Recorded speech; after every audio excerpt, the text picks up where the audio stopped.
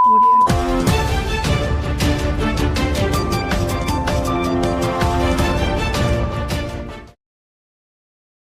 బాధ్యత పెరిగింది కదా, లైఫ్ గ్రో అవుతున్న కొద్దికి బాధ్యతలు పెరుగుతూ ఉంటాయి, అన్ని రకాలుగా అన్ని పెరుగుతూ ఉంటాయి.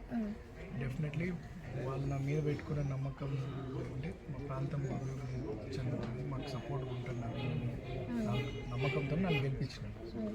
బిఫోర్ చేసినటువంటి యాక్టివిటీస్ మా ఫ్యామిలీ లాంగ్ స్టాండింగ్ పబ్లిక్లో ఉన్నటువంటి అవన్నీ ట్రస్ట్ అండ్ కాంగ్రెస్ రేవంత్ అన్న మీద నమ్మకం అన్నీ కూడా నమ్మకంతో గెలిపించినాము. డెఫినెట్లీ మంచి డెవలప్మెంట్ యాక్టివిటీస్ చేసుకుంటూ వాళ్ళ నమ్మకాన్ని నిలబెట్టారు. ఓకే, అంటే మీరు ఇట్లా ఎన్నికైపోయారు, ఎమ్మెల్యేగా అవ్వబోతున్నారని తెలిసిన తర్వాత, పార్టీ పెట్టబోతున్నారు ఇదంతా తెలిసిన తర్వాత మేము ప్రజల దగ్గర తీసుకున్నప్పుడు వాళ్ళు మాతో మాట్లాడిన మాట ఏంటంటే, సో అన్నని గెలిపించకపోతే ఏదన్నా ఇబ్బంది ఉందన్నా అని వెళ్ళంగానే మీరు వెంటనే సాయం చేసేవాళ్ళంట. సో అన్నని గెలిపించకపోతే మాత్రం తర్వాత అసలు ఏం మొహం పెట్టుకుని అన్న దగ్గరికి వెళ్ళాలి అనే పదం కూడా మేము విన్నాము. సో ఇప్పుడు ఆ ప్రజల నమ్మకాన్ని మీరు నిజంగానే గెలుచుకున్నారన్న. సో దీని ద్వారా మీరు ఏం చెప్పబోతున్నారు ప్రజలకి? నేను ఫస్ట్ ఆఫ్ ఆల్ నా ప్రాంత ప్రజలు నా మీద నమ్మకంతో గెలిపించినందుకు మనస్ఫూర్తిగా మరోసారి ధన్యవాదాలు తెలియజేస్తా ఉన్నాను. వాళ్ళకి ఒకటే అండి, ఎవరి కష్టం వాళ్ళది, వాళ్ళకి ఒకటి ఏముంటుంది, మా ప్రాంతంలో గల్లీలలో డెవలప్మెంట్ యాక్టివిటీస్ జరగాల, మా కష్టం ఉన్నప్పుడు అండగా ఉండాలి అనేది వాళ్ళ ఉంది. ఆ నమ్మకంతోనే గెలిపించినారు. డెఫినెట్లీ వాళ్ళ మధ్యలో ముందెట్లున్నా అట్లే ఉంటా, ఉన్నటువంటి సమస్యలు పరిష్కరించుకుంటా మంచి పేరు సంపాదించుకొని వాళ్ళకు ధైర్యంగా ఉంటాం. వాళ్ళకి ఒక ధైర్యంగా మా తమ్ముడు ఉన్నాడు, మా నవీన్ ఉన్నాడు అనే ధైర్యం వాళ్ళకి కల్పిస్తుంది. ఓకే అన్న, ఇప్పుడు పంచాయతీ ఎలక్షన్స్ రాబోతుంది. సో మీ తరపు నుంచి మద్దతు ఎలా ఉండబోతుంది?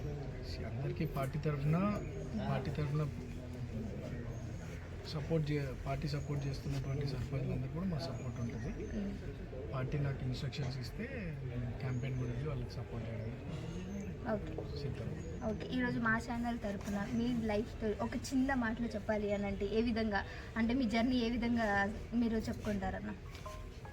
ఎవరైనా ప్రజాసేవ చేయాలనుకున్నటువంటి యువకులు కానీ యువతులు కానీ పబ్లిక్ ఎవరైనా సరే నిరంతరం కష్టపడుతుంటే మీ కష్టం విలువ ఏదో రోజు అయితే ఉంటుంది. భగవంతుడిని నమ్ముకోండి, నమ్మకమైనటువంటి నాయకుడు, ఒక గాడ్ ఫాదర్ లెక్క, ఒక పొలిటికల్గా ఎవరికైనా గాడ్ ఫాదర్స్ ఉండాలి. నమ్మకంగా ఒక నాయకుడిని ట్రస్ట్ చేసి మీరు పబ్లిక్లో ఏముండే గవర్నమెంట్ పథకాలని జెన్యున్ బెనిఫిషియరీస్కి అందించుకుంటా మీతో అయినంత సేవ పబ్లిక్ అందిస్తుంటే 100% there will be good days for any upcoming leaders. మంచి రోజులంటే కష్టపడండి అని నేను చెప్తాను. ఓకే, సో లాస్ట్ అన్న బట్ నాట్ లీస్ట్, నార్మల్గా భరత్ అనే మూవీలో ఒక మాట ఉంటుంది, భరత్ అనే నేను హామీ ఇస్తున్నాను అనే విధంగా. సో మీరు నవీన్ అనే నేను అని మీరు చెప్పినప్పుడు 4 కోట్ల మంది ప్రజల్లో కూడా తెలియని ఒక ఆనందం. సో నవీన్ అన్న అనగానే సో ఆ ఫీల్ మీకు ఎలా అనిపించింది?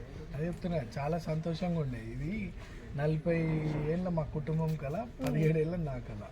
అండ్ మా ప్రాంత ప్రజలు కూడా చాలా వేల సంఖ్యలో నా లీడర్షిప్ కావాలనుకునే వాళ్ళు చాలా మంది ఉన్నారు.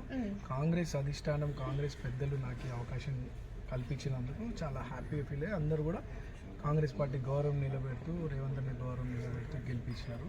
ఈ క్షణమైతే నేను నవీన్ అనే నేను అని చెప్తున్నాను. అన్ని 17 ఏళ్ళ కష్టం, 40 ఏళ్ళ కష్టం గుర్తొస్తూ అది చదివిన నన్ను ఈ స్థాయికి తీసుకొచ్చిన ప్రజలకు ఎప్పుడు రుణపడి ఉంటా. వాళ్ళ కష్టాలను తీర్చుకుంటా, డెవలప్మెంట్ యాక్టివిటీ చేసుకుంటా ముందుకు పోతా. చాలా హ్యాపీ ఫీల్ అయినా ఆ మూమెంట్. Thank you.